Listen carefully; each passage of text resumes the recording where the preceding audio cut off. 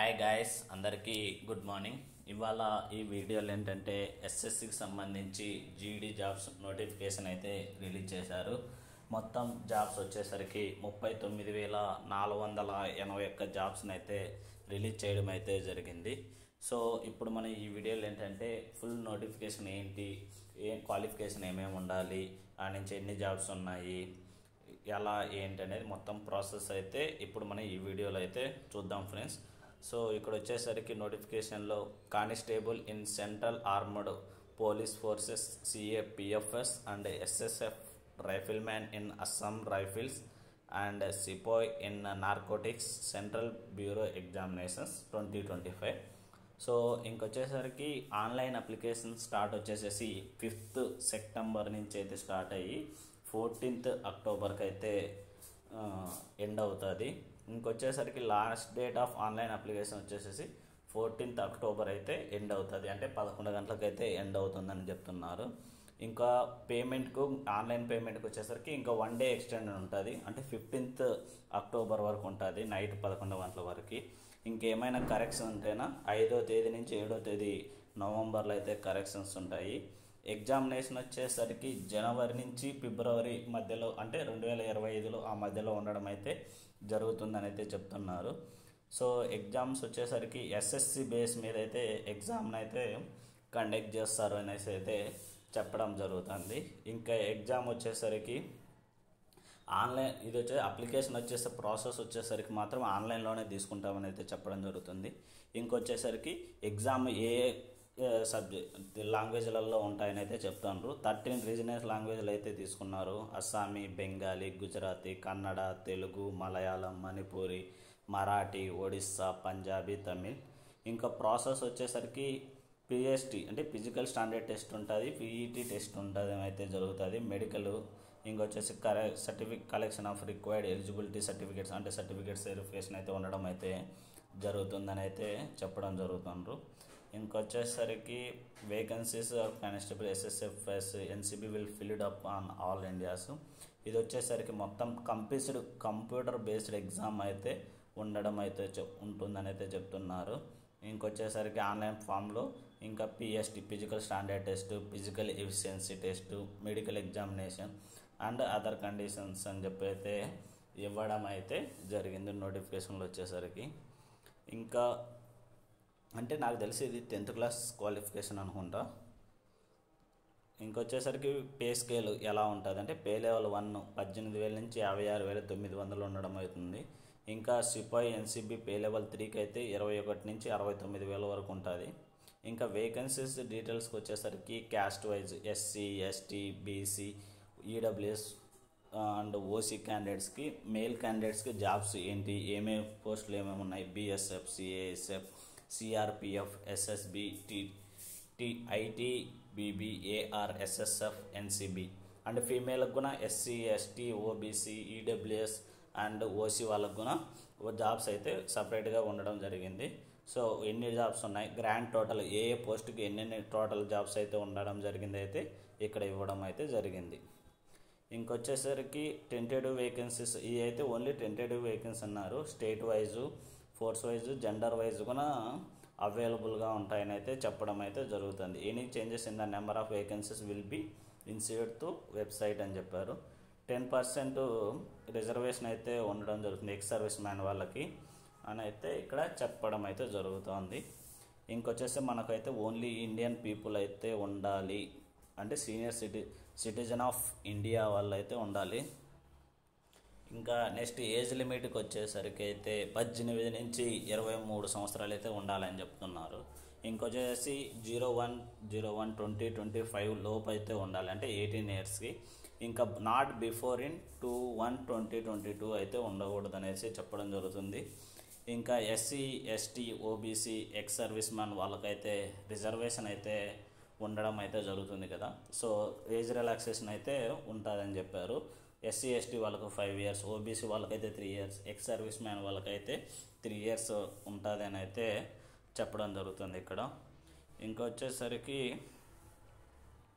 Children's depends of victims killed in the 1984 riot student Gujarat వాళ్ళకైతే 8 years, ఇంకా SC ST వాళ్ళకైతే 10 years అయితే ఉంటుందని చెప్తున్నారు. So date of birth filled with the online application form in the same record in the matric. SSC standards ప్రకారం అయితే date of బర్త్ని అయితే entry చేయాలి అనేది అయితే చెప్పడం జరుగుతుంది. ఇంకా ఏమన్నా తప్పులు ఏమన్నా ఉంటే మాత్రము ఎనీ స్టేజ్లో అయితే రిజెక్ట్ అయితే చేస్తారు మన అప్లికేషన్ అని అయితే చెప్పడం జరుగుతుంది ఇక్కడ. ఇంకా వచ్చేసరికి ప్రాసెస్లో the period of call up service X service man and explanation of ఇంత ఇంపార్టెంట్ కాదు, ఏవైతే ఇంపార్టెంట్ ఉంటాయో అవి మాత్రమే చెప్పుకుంటూ వస్తున్నాను, ఎందుకంటే అనవసరమైనంత అవసరం లేదు కదా మనకి. అందుకోసం అనేసి నేను ఏది ఇంపార్టెంటో అవి మాత్రమే చెప్తా వస్తున్నాను. ఇంకా age conversation reservation is not admission to sons daughters వాళ్ళకైతే, అంటే ఎక్స్ సర్వీస్ మ్యాన్ వాళ్ళ సన్స్ డాటర్స్ అండ్ డిపెండెంట్స్కి అయితే ఉండదు అనేసి shall not indicate their category ex service man అని చెప్తున్నారు. ఇంకా ఇది అంటే ఎక్స్ సర్వీస్ మ్యాన్ వాళ్ళకి ఇలా ఉంటుంది కదా జాబ్స్, వాటికి సంబంధించింది.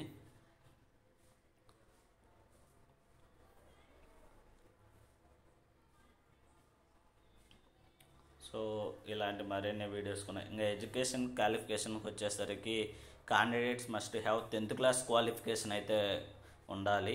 సో అది కూడా ఎప్పుడంటే 2025 1 ఆగస్ట్, అంటే నాకు తెలిసి ఇప్పుడు ప్రజెంట్ 10th చదువుతున్న వాళ్ళకైతే ఇది ఎలిజిబుల్ కాదు. సో 10th ఆల్రెడీ పాస్ అయిపోయిన వాళ్ళకి మాత్రమే ఎలిజిబుల్ ఇది 10th క్లాస్ స్టాండర్డ్ పాస్. ఇంకా క్యాండిడేట్స్ వచ్చేసరికి మార్క్ షీట్ ఉండాలి, ఒరిజినల్ సర్టిఫికేట్స్, ఇంకా వాటికి సంబంధించి డాక్యుమెంట్స్ అయితే అన్నీ ఉండాలని అయితే చెప్తున్నారు.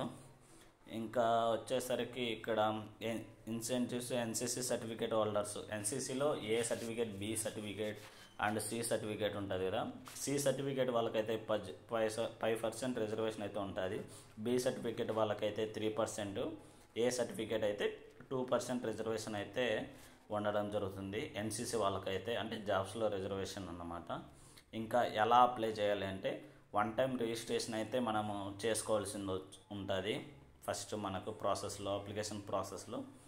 ఇంకా చేసుకున్న తర్వాత ఓటీపీఆర్ అంటే వస్తుంది. దాని తర్వాత ఏంటంటే మనకు ఫోటో ఉండాలి, ఫోటో తర్వాత నుంచి సిగ్నేచర్ అయితే ఉండాలి, 5 కేబీలలో ఉండాలి. స్కానర్డ్ సిగ్నేచర్ వచ్చేసరికి 20 కేబీలో 10 to 20 కేబీ మిడిల్లో ఉండాలి. సిగ్నేచర్ వచ్చేసరికి అయితే కేబీలో, అది కూడా లిమిటెడ్ కేబీలో ఉండాలి. సో ఆన్లైన్ సబ్మిషన్ లాస్ట్ అయితే మళ్ళీ చెప్తున్నాను 14th అక్టోబర్ అయితే లాస్ట్ డేటు. ఇంకా వచ్చేసరికి లాస్ట్ డేట్ అంటే కొంచెం ప్రాసెస్ ముందుగానే చేసుకుంటే మ్యాటర్. లాస్ట్ టైంలో కొంచెం సర్వర్ బిజీగా ఉండడం వల్ల అప్లై చేసుకోవడానికి కొంచెం ఇబ్బంది అవుతుంది. సో అందువల్ల మనం ఎంత తొందరగా అప్లై చేసుకుంటే అంత బెటర్ అని అయితే చెప్తున్నారు. సో ఏదైనా కానీ అప్లై చేసేటప్పుడు ఫస్ట్ ప్రీవ్యూ చెక్ చేసుకొని తర్వాత కంటిన్యూ చేయండి అని అయితే చెప్తున్నారు. సో అప్లికేషన్ ఫీజు వచ్చేసరికి 100 రూపాయలు. ఉమెన్స్కి, SC ST ex service man వాళ్ళకైతే ఏముండదు, ఫీజు ఫ్రీ అన్నమాట. సో పేమెంట్ విషయానికి వచ్చేసరికి ఆన్లైన్ పేమెంట్ అని అయితే చెప్పడం జరుగుతుంది. పేమెంట్ లాస్ట్ డేట్ వచ్చేసరికి 14th అక్టోబర్ అని అయితే చెప్పడం జరుగుతుంది. ఇంకా ఏదైనా కానీ మన అప్లికేషన్ అయితే ఇన్కంప్లీట్గా ఉంటే మాత్రము పేమెంట్ దగ్గర కానీ ప్రాసెస్లో కానీ ఎక్కడైనా ఉంటే అదైతే రిజెక్ట్ చేయడం అయితే జరుగుతుందని అయితే చెప్తున్నారు. సో 2 times రిజెక్ట్ ఏదైనా కానీ allowed to correct resubmit the modified online application 2 times during correction allowed resubmit. So 2 times అయితే కరెక్షన్కి ఉంటుంది. No more corrections in the application form allowed to under any circumstances, అంటే 2 సార్లు కంటే ఎక్కువ కరెక్షన్ అయితే చేసేదానికి అయితే ఉండదని అయితే చెప్తున్నారు. సో కరెక్షన్ ఛార్జెస్ అయితే 200 రూపాయలు ఉంటుంది అని చెప్తున్నారు. నెక్స్ట్ రీసబ్మిషన్ మాడిఫై కరెక్షన్కి అయితే 500 రూపీస్ ఫీజు అయితే తీసుకోవడం అయితే జరుగుతుందని అయితే చెప్పడం జరుగుతుంది ఇక్కడ. ఇంకొచ్చేసరికి సెకండ్ టైంకి అయితే అదే 500 రూపీస్, ఫస్ట్ టైంకి అయితే 200 కరెక్షన్కి. ఏదైనా మనం కరెక్షన్ చేసుకోవాలంటే అది కూడా ఎట్లా అంటే ఆన్లైన్ ప్రాసెస్ సేమ్ వాటికి కూడా. సో కొంచెం amount will be adjusted against other examination or selection. So ఇంకొచ్చేసి ఏదైనా ప్రాసెస్లో మనము ఇన్కంప్లీట్గా ఉంటే మాత్రం రిజెక్ట్ అయితే అవుతుందని అయితే చెప్పడం జరుగుతుంది. ఇంకా before submission of correction online application form candidates must check they field correction details each field. ఇంకా సెంటర్ ఆఫ్ ఎగ్జామినేషన్స్ వచ్చేసరికి ఏ ఏ లొకేషన్స్ ఏంటి ఏమనేది అయితే చూద్దాము. రీజన్ ఆఫ్ అంటే సెంట్రల్ రీజను బీహార్, ఉత్తరప్రదేశ్ వాళ్ళకైతే ఇక్కడ. ఇంకా మనం వచ్చేసరికి eastern reason Andaman Nicobar island, Jharkhand, Orissa, Sikkim, west Bengal వాళ్ళకి. నెక్స్ట్ వేరు వేరు నార్త్ మధ్యప్రదేశ్ వాళ్ళకి, నార్త్ రీజన్ వాళ్ళకి, నార్త్ వెస్టర్న్ రీజను. ఇంకొచ్చి సౌత్ రీజన్లో మనది వచ్చి సౌత్ రీజన్ కాబట్టి ఆంధ్రప్రదేశ్, పుదుచ్చేరి, తమిళనాడు అండ్ తెలంగాణ. సో మన మనది హెడ్ ఆఫీస్ వచ్చేసరికి మన తమిళనాడులో ఉంటుంది. మనకి ఎగ్జామినేషన్ సెంటర్స్ వచ్చేసరికి చీరాల, గుంటూరు, కర్నూలు, రాజమండ్రి, తిరుపతి, విజయనగరం, విజయవాడ, కరీంనగర్ ఇవి అయితే ఉండడం అయితే జరుగుతుంది మన ఎగ్జామ్ సెంటర్స్ అయితే. So candidates as dude option 3 options అయితే పెట్టుకోవాలన్నమాట మనము ఎగ్జామ్ సెంటర్స్కి. వాటిలో మనకు ఫస్ట్ ప్రిపరేషన్ బట్టి మనకు ఎగ్జామినేషన్ సెంటర్ అయితే పడడం జరుగుతుంది.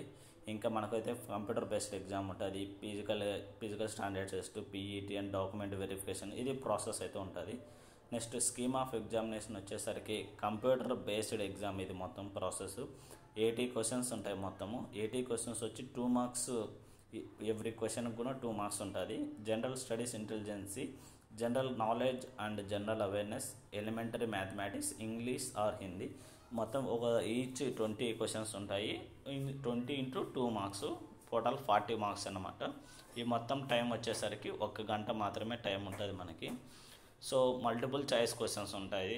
ఎగ్జామ్ అనేది వచ్చేసరికి మనకు రీజనల్ లాంగ్వేజ్లో కూడా ఉంటాయి, తెలుగు, హిందీ, ఇంగ్లీష్ వీటిల్లో కూడా. సో నెగిటివ్ మార్క్స్ వచ్చేసరికి 1/4 నెగిటివ్ మార్క్స్ అయితే ఉండడం జరుగుతుంది. ఇది వచ్చేసేసి కంప్యూటర్ బేస్డ్ ఎగ్జామినేషన్ ఇది ఓన్లీ. ఇంకొచ్చేసరికి నో ప్రొవిజన్ రివిజన్. ఇంకా ఆన్సర్ కీస్ రిలీజ్ చేస్తారని చెప్పారు placement of the commission of the computer based ఎగ్జామ్కి. ఇంకా 100 రూపాయలు అయితే పేమెంట్ అయితే మనం చేసి ఉంటాం కదా, through any other mode letter, application, email etcetera. ఇది అన్నమాట మొత్తానికి ప్రాసెస్ అనేది. మొత్తం కంప్యూటర్ బేస్డ్ ఎగ్జామ్స్ అది 10th క్లాస్ లెవెల్లో ఇస్తారని అయితే చెప్పడం జరుగుతుంది ఇక్కడ.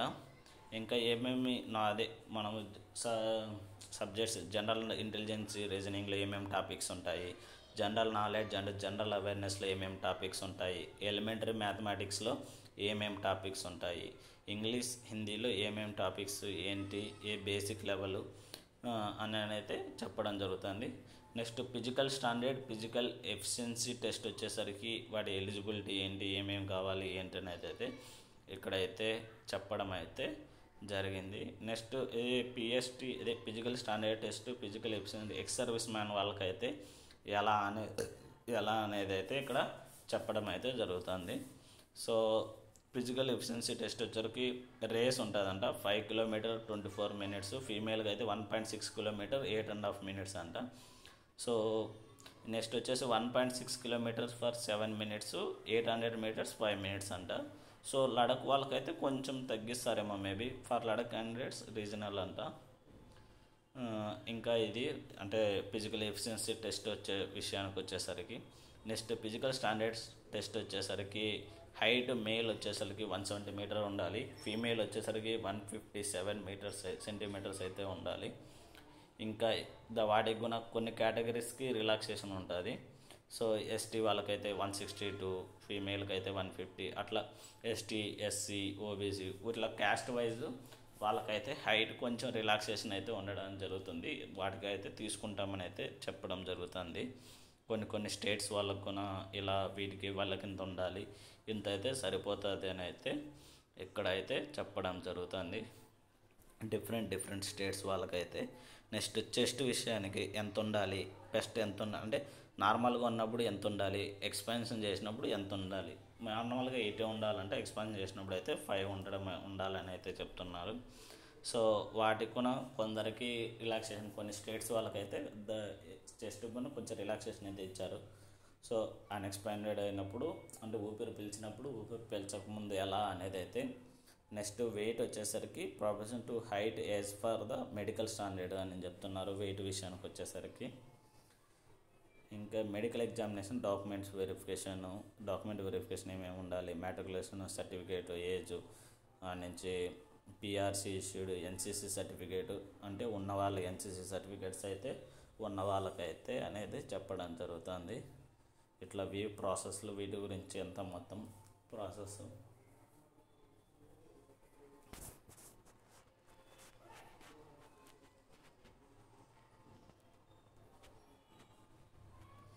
ఏవైతే మెయిన్ టాపిక్స్ ఉన్నాయో అవి అయితే కవరప్ చేసుకుంటూ వెళ్తున్నాను నేను. కంప్యూటర్ బేస్డ్ ఎగ్జామినేషన్ ఉంటుంది.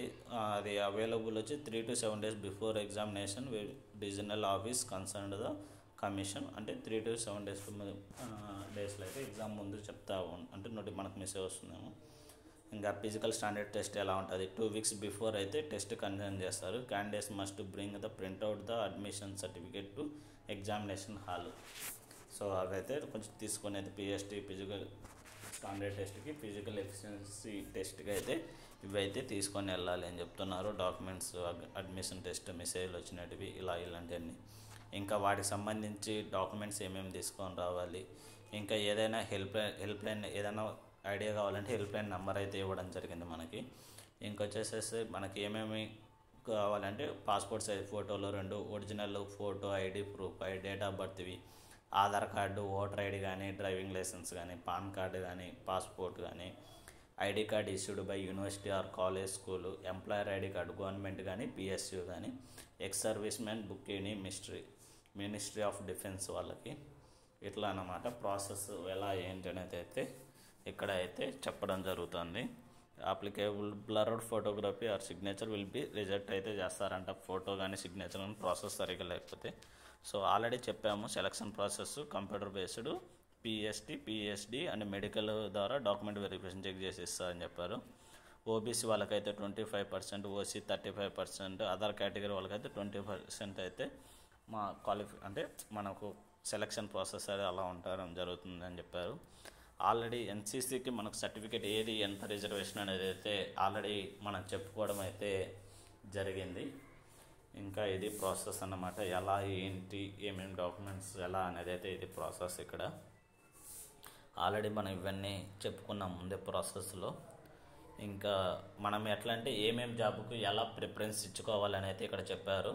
అంటే మొత్తము జాబ్స్ 8 ఉన్నాయి కదా, ఏ జాబ్కి నువ్వు ఏది ప్రిపేర్ చేస్తావు, ఫస్ట్ ఏది ప్రిపేర్ చేస్తావు, దానికైతే ఏ, సెకండ్ ఏది బి, అట్లా ఏబిసిడి నెంబరింగ్ అయితే ఇవ్వాలని అయితే చెప్పడం జరిగిందని చెప్తున్నారు. ఇక్కడ హెచ్ వరకు ఉంటాయి కదా జాబ్స్లలో, అట్లా నువ్వు ప్రిఫరెన్స్ ఇచ్చుకోవచ్చు ఏబిసిడిఎఫ్ అని.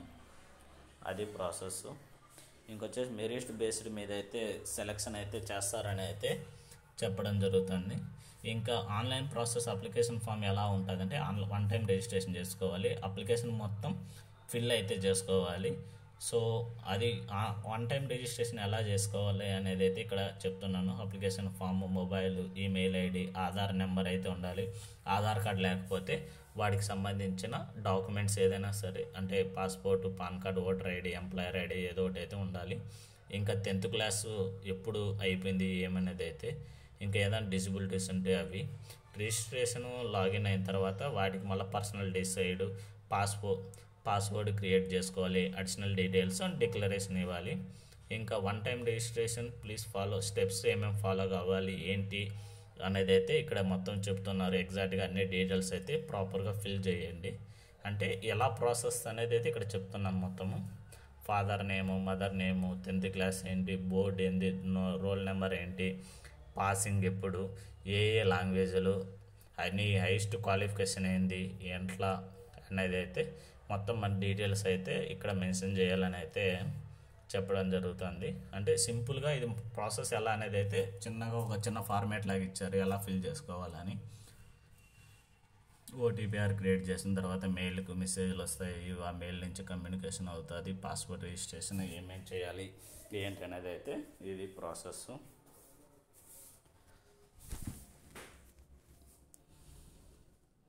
ఇంకా మీ యొక్క బేసిక్ డీటెయిల్స్ అయితే అన్నీ ఇవ్వాలి. రిజిస్ట్రేషన్ ప్రాసెస్ అయితే 14 days failing which your registration details saved in for will be dilated. అంటే 14 days వరకు అయితే సేవ్ అవుతుంటాయంట, తర్వాత అయితే డిలీట్ అయిపోతాయి మన డీటెయిల్స్ అయితే నేను చెప్తున్నారు. బేసిక్ డీటెయిల్స్ అయిపోయిన తర్వాత నీ కేటగిరీ ఏంటి, నేషనాలిటీ ఏంటి, ఇండియన్ ఏంటి, ఐడెంటిఫికేషన్ మార్క్స్ అంటే మోల్స్ ఉంటాయి కదా, మోల్స్ను ఏంటి ఐడెంటిఫికేషన్ కోసము అవి కూడా అడగడం జరుగుతుంది.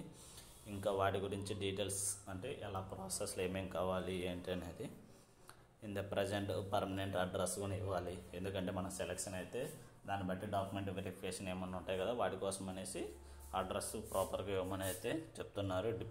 డిక్లరేషన్ కూడా కరెక్ట్గా యాక్సెప్ట్ చేయమని చెప్తున్నారు. ఫైనల్ సబ్మిషన్ అయితే ఇవ్వాలని అయితే చెప్తున్నారు. ఇంకా నువ్వైతే ప్రాపర్గా నీ ఏదైనా డీటెయిల్స్ అయితే మాత్రము కరెక్ట్గా 14 days వరకు ఉంటాయి, తర్వాత ఆటోమేటిక్గా డిలీట్ అయిపోతాయని అయితే చెప్తున్నారు. నీ father date, mother name, date of birth, అదే 10th class qualification, roll number ఇవన్నీ అయితే ప్రాపర్గా ఇవ్వమని అయితే చెప్తున్నారు. ఏదైనా తప్పిస్తే మాత్రం రిజెక్ట్ అవుతుందని అయితే చెప్పడం జరుగుతుంది. ఇది ఈ వీడియోలో ఫ్రెండ్స్.